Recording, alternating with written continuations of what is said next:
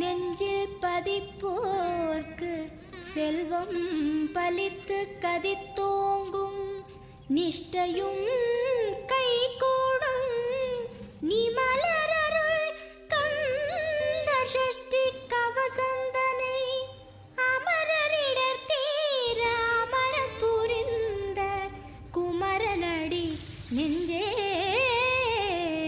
வணக்கம் மக்களே, இன்னைக்கு 12ஆம் நாள் பிரம்ம முகூர்த்த பூஜை. வேல்மாறல் நான் படித்து இன்னைக்கோட 12 நாள் ஆகுது.